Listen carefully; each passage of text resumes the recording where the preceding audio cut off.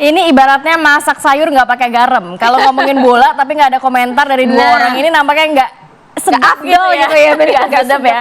Kita hadirkan dua narasumber pagi hari ini. Sudah ada Bung Toel, pengamat sepak bola, dan juga Mas Budi Setiawan, founder Football Institute. Selamat pagi. Selamat pagi. Tadi Bung Toel tadi disebutin sama pemimpin redaksi TV One, Bang Kalumara. Ini kita mengundang musuh bebuyutan dari netizen yang benar-benar solid banget membela squad Garuda nih. Udah standby nih kayaknya mau dengerin apa kata Bung Toel sama Mas Budi ya. Tapi kita melihat dulu deh peluang Indonesia yang kemarin Indonesia Australia yang tidak disangka-sangka ternyata berhasil juga. Saat ini lebih optimis atau gimana, Bang? Lebih optimis atau gimana? Tapi harapannya menang kan pasti Indonesia ya? Harapan sih selalu menang dong. Tapi harapan menang. Tapi dia ada komanya. Tapi kalau gini loh, pesimis optimis itu adalah keniscayaan. Pelaku bola itu dasarnya harus itu. Jadi itu nggak perlu dipertanyakan. Kalau kita terjun ke sebuah harus optimis. Pertempuran, ya harus optimis. Tetapi dalam konteks sepak bola ini kan analisis nih.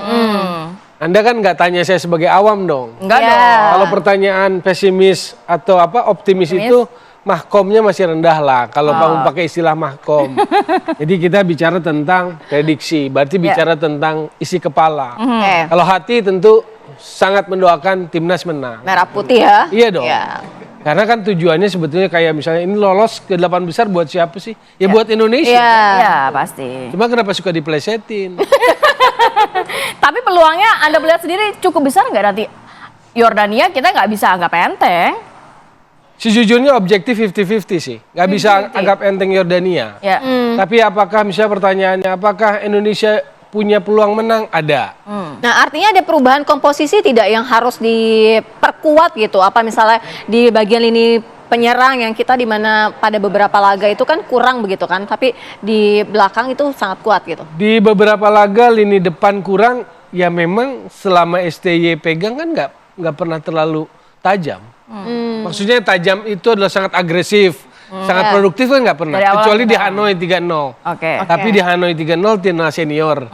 Catat ada Tom Hai, ada Ragnar Oratmangun gitu. Kalau Rafael Strijk kita bicara sebagai andalan di depan, kan belum bikin gol juga. Gitu loh. Baik di senior 12 pertandingan belum bikin gol maupun di U23 sudah 6 pertandingan baru 1. Tapi apa sih sebenarnya yang bisa dilakukan nantinya oleh timnas Indonesia dengan strategi yang digunakan oleh STY begitu ya untuk melawan Yordania? Kalau kita melihat kan Indonesia lawan Qatar, Indonesia lawan negara-negara Timur Tengah ini nampaknya agak kewalahan sedikit, Bung Toel. Apa perlu strategi yang perlu dikeluarkan nantinya? Kalau soal formasi saya lihat tetap akan main dengan 3-4-3. Soal bagaimana cara bermainnya tidak akan inisiatif kontrol, jarang. STY itu nggak begitu kalau kita lihat karakternya, karena dia pragmatis. Maka saya lihat dia akan compact, hati-hati, akan defend. Kalau defend tuh retreat ke bawah, counter attack. Begitu aja saya lihat kalau STY. Nah, pertanyaannya mungkin yang menggelitik untuk nanti malam, apakah Komang Teguh yang kemarin jadi pahlawan akan jadi starter atau Justin Hubner yang dipilih oleh STY sebagai salah satu dari 3 center back. Kan 3 center back itu kan kemarin Rizky Ridho di tengah, captain, di kanannya Ferrari, di kirinya Komang Teguh. Tapi kan Justin udah datang. Apakah akan Justin yang main atau Komang Teguh? Nah, ini pertanyaan lain soal sepak bola. Komang dalam posisi yang sedang on fire karena walaupun sempat handsball dia konversikan dengan heading yang jadi bikin gol kan? Itu pertanyaan lain. Itu pertanyaan lain ya itu ya. Kalau dari Mas Budi sendiri melihat kan dari Yordania ini juga kan tidak mudah gitu untuk dikalahkan. Kita tetap optimis, tapi paling tidak bagaimana dengan mental skuad Garuda, apa juga nanti akan ada perubahan komposisi juga yang akan diberlakukan oleh Sinteyong? Ya, jadi seperti tadi kata redaksi, pertandingan lawan Australia kemarin kan game mental. Kita menang dalam permainan mental. Ketika Australia gagal melakukan tendangan penalti, kita memenangkan pertandingan mental itu. Australia nggak bisa comeback di babak kedua karena faktor itu. Jadi di pertandingan nanti lawan Yordania, faktor game mental ini menjadi kunci untuk Indonesia bisa memenangkan pertandingan lawan Yordan. Kenapa menjadi permainan mental? Ya karena sekarang moral pemain timnas kita sedang tinggi-tingginya. Yordan dalam kondisi tertekan, harus menang juga. Indonesia cukup hasil imbang bisa menang. Tapi apakah hanya mengejar hasil imbang atau tidak? Kan itu menjadi pertanyaannya. Ketika tadi Toel bilang gaya permainan STY defensif, apakah nanti kita akan bermain defensif atau enggak itu masih menjadi pertanyaan karena kita belum tahu line up yang akan dikeluarkan pada pertandingan nanti malam. Tapi menjadi menarik apakah Komang atau Hapner yang akan dipasang oleh STY. Menurut saya keduanya akan main malam hari ini. Bisa jadi posisi Hapner akan ditarik menjadi pemain tengah berdampingan dengan Marcelino atau misalnya yang lain. Nah, pertandingan nanti malam ini mungkin menjadi titik balik ya bagi PSSI yang sebelumnya PSSI itu nggak pernah ngasih kado. Jadi kalau kemarin dibilang kemenangan 1-0 lawan Australia itu kado untuk PSSI, menurut saya malah kebalik. Kenapa? Ini kado dari PSSI untuk publik sepak bola Indonesia. Karena baru kali ini PSSI nggak ngasih ruang untuk netizen, untuk supporter bola mengkritik tim nasional. Jadi kemenangan 1-0 dari Australia itu kado dari PSSI untuk supporter sepak bola Indonesia. Dan kalau kita bisa lolos ke babak 8 besar, ya ini kado tambahan untuk ulang tahun ke-19. Tapi kalau melihat PSSI juga kayaknya cukup ketat gitu nantinya untuk, tadi saya sempat menanyakan juga ke pimpinan redaksi, untuk memperpanjang kontrak dari STY ini harus beberapa syarat dipenuhi. Apakah ini juga sudah cukup untuk menyentil semakin keras permainan timnas nanti? Ya kodenya kan sebetulnya sudah sangat jelas ya. Ketika ulang tahun PSSI kemarin, Ketua Umum PSSI Erick Thohir menyatakan bahwa kalau lolos 8 besar, kemungkinan besar terbuka peluang itu. Jadi sebetulnya kadonya itu udah disiapkan juga sama PSSI untuk supporter sepak bola Indonesia, bahwa apa yang diharap-harapkan oleh publik sepak bola tentang perpanjangan kontrak STY, sinyalnya itu udah ada, tinggal menunggu. Tapi kan semua tidak bisa terburu-buru. Tidak mungkin penandatanganan kontrak itu di tengah jalan pada saat event Piala Asia U23 berlangsung. Ada stepping stone-nya. Kita berharap pertandingan lawan Yordania ini ya menjadi kunci kemenangan untuk bisa meloloskan kita ke 8 besar, bahkan sampai lolos Olimpiade. Setelah itu baru. Amin, harapannya amin, insya Allah ya. Mas Budi, kalau kita lihat kan memang tadi Bang LM sempat bilang gitu ya, kalau 15 menit itu adalah titik-titik krusial gitu. Dimana pemain itu harus tenang, harus ya solid lah paling tidak gitu kan, karena untuk membaca situasi. Nah, artinya itu akan ada perubahan tidak kira-kira kalau misalnya dari sisi permainan nantinya nanti malam gitu? Ya kuncinya itu tadi di game mental, karena pada saat pertandingan lawan Australia di 15-20 menit pertama kan pemain kita banyak terjadi kesalahan, kesalahan oper atau hilang bola segala macam. Dan Jordan pasti akan menekan dari menit awal. Kalau kita tidak dalam posisi tenang untuk bisa mengantisipasi itu, ya bisa bahaya juga. Karena sebetulnya track record Indonesia U23 melawan tim Timur Tengah, dari 14 kali pertandingan kita baru cuma menang 3 kali. 8 sisanya kalah, sisanya imbang. Tapi STY ketika megang tim nasional ini, dari 4 pertandingan yang sudah dilakoni, itu 50-50, 2 kali menang, 2 kali kalah. Melawan Jordan ini adalah pertandingan kelima STY melawan tim Timur Tengah. Nah, STY punya kepercayaan diri yang sebelumnya tidak pernah saya lihat. Jadi melihat dari situ ada keselarasan antara PSSI dengan STY dalam hal komunikasi publiknya. Saya punya optimisme bahwa ini akan melangkah sangat jauh ke depan, termasuk tentang sinyal perpanjangan kontrak. Nah, ini kita tanyakan kepada Bung Toel nih, ada keselarasan antara PSSI dan juga STY yang nantinya mungkin ini perpanjangan kontraknya akan terjadi nantinya sampai mungkin dalam jangka waktu panjang. Kalau dalam peperangan seperti ini, Piala Asia, lolos ke 8 besar pun kan belum, masih ditentukan nanti malam. Sebetulnya tabu. Kalau tabu, Bang? Kalau dalam pikiran pure profesional bola, nanti dulu, jangan ngomong itu dulu. Oh gitu. Kalau yang kita belajar ilmu bola langitan lah. Ini siap-siap nanti ramai juga komentar ya, Bang. Ya nggak apa-apa. Makanya ngomong bola itu nggak boleh baper. Nggak boleh terlalu bagaimana, enggak gitu loh. Tapi Bung Toel begini, kan ini kan begini, permainan dari Sinteyong memimpin anak-anak skuad Garuda ini kan juga jauh lebih baik gitu kan, ada tren positif gitu paling tidak. Tren positifnya apa? Ya kan bisa memenangkan kemarin skuad Garuda bisa menang melawan Australia begitu. Ya, terlepas dari menang, terlepas dari waktu Qatar itu wasitnya kontroversial, itu firm, kan juga kalah di situ. Jadi kan ada fluktuasi, ada belum konsisten gitu loh. Jadi menilai bola itu seperti apa sih? 8 besar, lolos 8 besar itu buat siapa? Buat kepentingan siapa?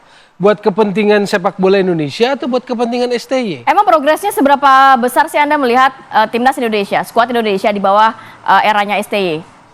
Tadi saya mau ngomong 1-10 tapi nggak enak, udahlah. Berapa kira-kira progresnya begitu? Kita bicara karakter identitas. Apa karakter identitas kita main? Sekarang apakah, misalnya pertanyaannya, apakah STY adalah satu-satunya faktor tunggal yang membuat timnas seperti ini? Ya tidak, pasti ada faktor lainnya. Ya misalnya, apakah itu naturalisasi? Ya. Apakah naturalisasi adalah peran STY? Kan belum tentu juga. Maksudnya saya mau komprehensif, mau lihat, kita apresiasi banyak hal. Baru dalam sejarah tadi dihitung bahwa mengkritisi timnas, mengkritisi pelatih timnas menjadi apa? Musuh Republik katanya kan begitu kan. Tapi kan saya cuma mau Tapi nggak bilang. baper kan? Enggak, saya nggak baper. Makanya tadi saya Gak pernah bilang, baca-baca banget gitu ya Bang? nggak pernah juga. Iya. Mahkomnya udah tinggi. Nah kalau berbicara mengenai permainan Indonesia sendiri Bang, apa yang mungkin harus dilakukan nanti, menyerang dari awal kah? Atau kita seperti bertahan compact defense seperti melawan Australia? Atau justru nantinya harus ya counter attack?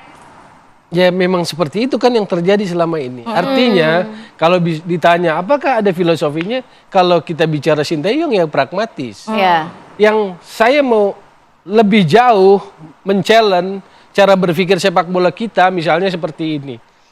Di luar target-target yang secara organisasi, kan kalau soal perpanjang atau tidak kan urusannya Pak Erick Thohir lah. Ya PSSI ya. Ya PSSI dalam hal ini lebih spesifik kepada Pak Erick Ketua Thohir umumnya, lah gitu. Iya. Sekarang Pak Erick sebagai Ketua Umum PSSI, pertimbangannya apa? Pertimbangan analisis sepak bola, Atau? insight sepak bola, atau pertimbangan netizen? Kan cuma itu. Ya masa pertimbangan netizen aja, kan pasti faktornya juga banyak ya. Lah makanya kalau pertimbangan sepak bola maka digali aspek-aspek sepak bolanya. Ya. Adakah filosofi yang dibangun? Apakah Oke. itu sejalan? Gitu kan? Apakah ini hanya faktor tunggal STY? Apakah kalau pelatih lain yang lebih punya kualitas juga tidak mungkin bisa meningkatkan? Kan itu pertanyaan-pertanyaan terbuka. Oh. Kan Tapi kita mungkin ingin sepak begini. bolanya naik level terus. Nah, mungkin begini, mungkin dari kacamata tertentu terlihat begitu dengan di bawah dari Sinteyong ini bisa mendongkrak skuad Garuda gitu pada level up. Beberapa orang mengatakan seperti itu, Bung Toel. Iya, jadi begini, dia ini pelatih tim nasional, dia representasi negeri ini, bangsa ini. Sekarang pertanyaannya, di era pelatih siapa sepak bola negeri ini terpecah dua, Ya. pro naturalisasi, anti naturalisasi. Oke. Apalagi naturalisasi lokal pred, pro STY, anti STY. Oke. Ketika saya mengkritisi sebagai pengamat sepak bola, apakah itu karena saya anti? Apakah karena posisinya pro? Kan enggak gitu. Oke. Ya oke. Itu aja, karena saya ingin men-challenge gitu, cara berpikir gitu. Baik, nanti saya mau ke Mas Budi. Mas Budi, apa yang perlu diperhatikan nanti dengan Indonesia akan melawan Yordania? Apakah seperti di Indonesia melawan Qatar, ada faktor-faktor non teknis yang juga harus diwaspadai? Tapi tahan dulu ya, kita akan sambung lagi di segmen berikutnya, tetap bersama kami.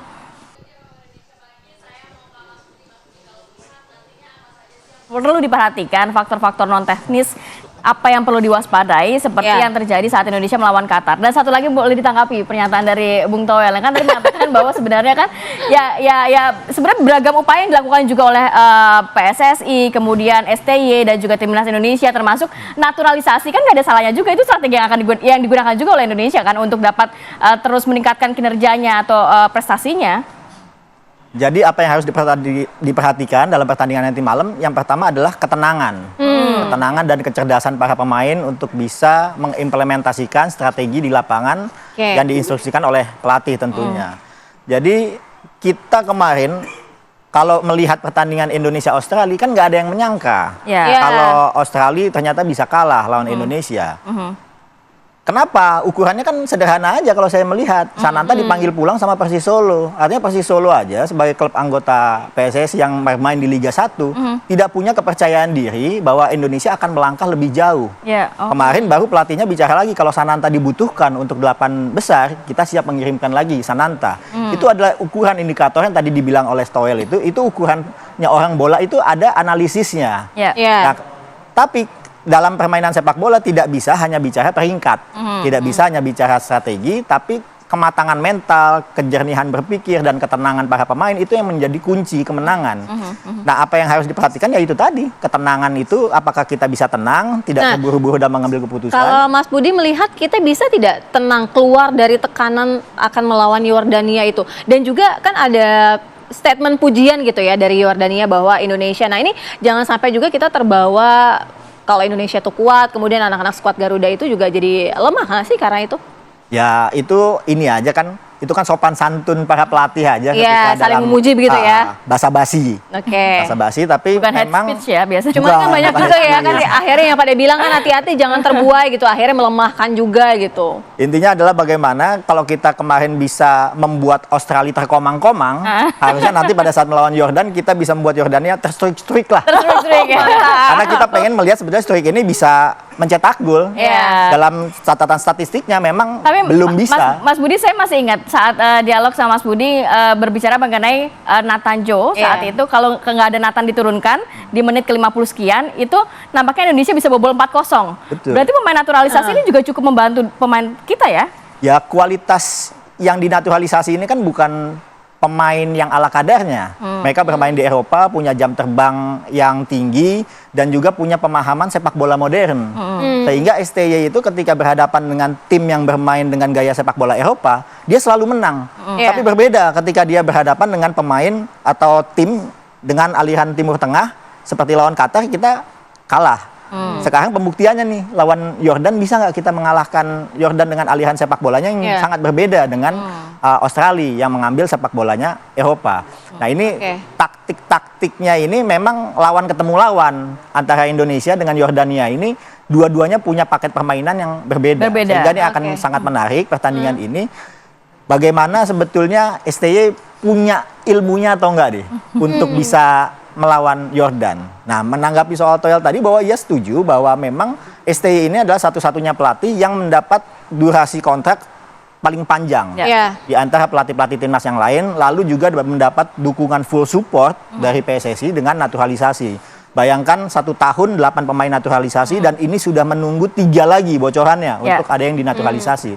Artinya semua kemewahan, semua support dari PSSI itu bisa dimaksimalkan oleh STY. Sehingga apa yang menjadi kepentingan bagi dua entitas ini antara PSSI dengan STY ini berjalan linier. Tapi apakah harus ada yang diperbaiki? Tentu harus ada ketika nanti berbicara perpanjangan kontrak. Karena kan STY ini adalah bawaannya Pak Iwan Bule ibaratnya. Jadi ketika mau duduk bareng lagi pasti ada hal-hal yang perlu dikomunikasikan lebih lanjut. Terkait hal-hal yang mungkin bukan sepak bola, tapi non sepak bola. Oke, kita ke Bung Toel. Bung Toel kalau melihat ini kan skuad Garuda ya nanti malam, kita memang sama-sama optimis gitu ya. Bung Toel juga optimis dong ya, kita bisa menang ya. Nah, tapi paling tidak begini Bung Toel, ketika kita dalam keadaan antara hidup dan mati, kemudian kita tidak bisa berbuat apa-apa ketika kalah, itu apa yang akan terjadi dengan STY? Sebenarnya agak-agak sulit nih kalau nanya ke Bung Toel, pasti langsung dikritisi abis, tapi nggak apa-apa. Silakan Bung Toel. Saya nggak mengkritisi. Hidup mati, sebetulnya ini agak berlebihan juga kalimat laga hidup mati. Kita menang ya tetap hidup. Kita kalah atau gagal ke 8 besar tetap hidup juga sepak bola. Jadi makanya saya tadi, hidup ya. maka poinnya saya kasih garis bawah. Ini kalau kita ke 8 besar, ini keberhasilan untuk timnas Indonesia. Atau kita mau bicara soal STY, perpanjangan kontrak gitu. Menurut saya yang tapi kedua. Tapi itu kan memang berhubungan juga, Bang. Iya, berhubungan juga ketika kita bicara parameter kan begitu. Makanya saya bilang kalau bicara itu kewenangannya dari Erick Thohir, pertimbangannya tinggal apa? Apakah pertimbangan sepak bola atau ada pertimbangan lain yang tadi dikatakan yang non sepak bola kan begitu. Nah, menurut saya posisi PSSI, posisi Erick Thohir harus sangat independen. Karena yang tahu dapurnya adalah PSSI, Erick Thohir dengan segala kompleksitasnya terkait tim nasional. Kan tadi Kamarati juga bilang Nathan Chuaon kalau enggak 4-0 lah, walaupun berlebihan juga. Bukan kata saya, kata Mas Budi, tapi oh gitu ya. Kalau nggak ada dia gitu kan. Ya itu betul. Dia punya peran kontribusi. Makanya kalimat besarnya ketika kita menganalisis apakah keberhasilan ini faktor tunggal STY? Kan menjadi pertanyaan terbuka gitu loh. Kita ini mau maju atau mau stagnan gitu loh. Karena kalau mau ditanya apakah ada perubahan-perubahan dari sisi komposisi atau strategi, menurut saya nggak ada. Saya tebak nih ya, Hernando Ari. Belakangnya, makanya pertanyaan tadi di awal, Komang atau Justin. Lalu Rizky Ridho, Muhammad Ferrari, Pratama Arhan. Yang kanannya ini aja antara Fajar atau Rio Ilham. Kanannya doang tuh. Di tengahnya akan main Ivar Jenner sama Nathan Choe. Marcelino didorong lebih ke depan bareng sama Witan. Strikernya Rafael Strike. Tapi Anda melihat harus ada rotasi pemain? Cuma itu nanti yang akan dimainkan. Oke. Prediksi starting 11 saya itu. Gitu loh. Jadi kalau ditanya apakah akan ada yang berbeda? Enggak gitu dari situ. Kan pertanyaannya gini, pertanyaan lebih jauh lagi. Nah, Kan harus berterima kasih pada Liga 1. ya, oke. Oke. Yang kemarin mau ke Dubai cuma 9 orang, 2 hari menjelang berangkat TC ke Dubai cuma 9 orang yang datang. Nah, tapi tadi Bung Toel belum jawab loh, Bung. Yang Kalau mana, yang misalnya nasib skuad Garuda tidak baik nanti malam, apa nasib STY selanjutnya? Ya itu di tangan Erick Thohir kan. Tetap ya. Kalau Bung Toel kan nggak punya Memprediksinya kewenangan. Lebih besar mana, Kalau Bang? saya- Pertimbangannya- Kira-kira komentarnya Kalau gitu saya- loh, Bang. Pertimbangannya. Kalau apakah- saya Iya. secara sepak bola gitu loh. Kenapa harus membuka peluang kepada STY? Karena saya pikir waktu sudah diberikan. Kalau sampai tidak jadi ya tadi, Iya. seandainya ya. Iya. Tadi pertanyaannya. Yang kedua adalah itu tadi, dia itu harus merepresentasikan sepak bola Indonesia. Ketika publik sepak bola terpecah, itu ada hal buruk. Karena nilai sepak bola adalah sportivitas, unity, fair play. Head coach tim nasional harus itu nilainya. Yang kedua misalnya, ilmu apa sih yang kita dapat? Kalau menjelang pertandingan nih, kalau menjelang turnamen nih, kalau Anda perhatikan Iya. di media, biasanya agak ngeluh-ngeluh dikit tuh. Keluhan dulu, belum lengkap, apa segala macem lah keluhan dulu keluar, excuse. Kalau kalah, nanti apa alasannya? Contoh, betul lawan Qatar kemarin wasit yang kontroversi. Tapi ada nggak penjelasan sepak bola lain yang keluar dari mulutnya? Nggak ada, gitu loh. Begitu menang, kadang drakor yang muncul gitu loh, pencitraan gitu loh. Itu yang menurut saya kita ini ingin bangun sepak bola kita dengan nilai-nilai yang lebih tinggi gitu. Oke. Bahwa ada progres, iya. Tapi kan masa mau berhenti gitu loh. Dan Baik. itu yang saya challenge secara Oke. pemikiran gitu. Nah, yang terakhir deh, prediksi skor dari Bung Toel dan juga Mas Budi. Kalau menang 1-0, Oke. kalau draw 1-1, Oke. kalau kalah juga 0-1. Oke. Mas Budi. Ya nggak jauh beda. Kalau menang skornya 1-0 atau 2-1. Oke. Kalau imbang mungkin 0-0. Kalau kalah ya pasti 0-1. Oke, kita doakan yang terbaik untuk skuad Garuda untuk bisa menang melawan Yordania. Amin, amin. Terima kasih Terima banyak. kasih Bung Toel, Mas Budi. Bung Toel, Terima Mas kasih. Budi.